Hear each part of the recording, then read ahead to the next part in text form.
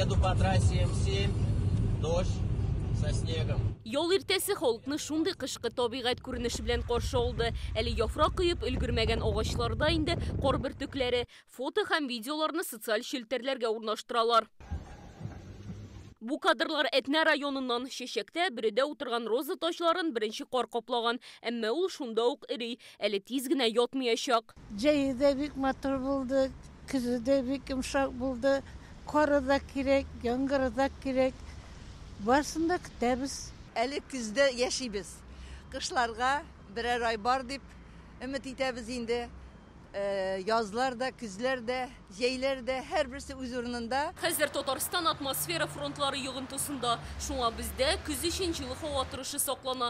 Тәүлеклек температура нормадан 4 градуска артык. Ләкин бу атнада инде суыта башлаячак. Менә Баренцево море өстендә биек циклон анда барлыкка килгән һәм аның ложбинасы инкүлеге безгә төшәчәк инде менә атна уртасында. Бу шуңа күрә ул безгә салкынайту алып киләчәк.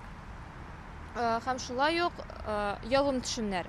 Явым төшемнәргә килгәндә ул әле кар гына түгел, юеш кар, яңгыр белән бергә булачак. Яңгыр, юеш кар атна буе явачак, юлларда урыны белән бозлавык булу ихтимал. Бу хакта гадәттән тыш хәлләр министрлыгы да, синоптиклар да кисәтә. К концу недели, к пятнице. Атна ахырына явым төшемнәр күп булыр дип фаразлана. Җипшек кар явачак, ләкин ул тиз генә эреп бетәр, чөнки көндезләрен 6 градуска кадәр җылы торачак. Халыкта беренче кар яуганнан соң бер айдан кар ятачак дигән сынамыш бар. Метеорологлар исә бу ноябрьнең 2нче яртысында көтелә диләр. Кар катламы безнең норма буенча 17 ноябрьдә генә ятырга тиеш, әмма быел температуралар югарырак булгачтан кар катламының барлыкка килүе дә күчерелә инде. Узган кыш чын мәгънәсендә рекорд куеп тарихка кирип калды. Казан урамнарыннан гына 2 миллион тоннадан артык кар чыгардылар. Гыйнварда исә республикада явым төшемнәр уртача нормадан 2 тапкырга күбрәк иде.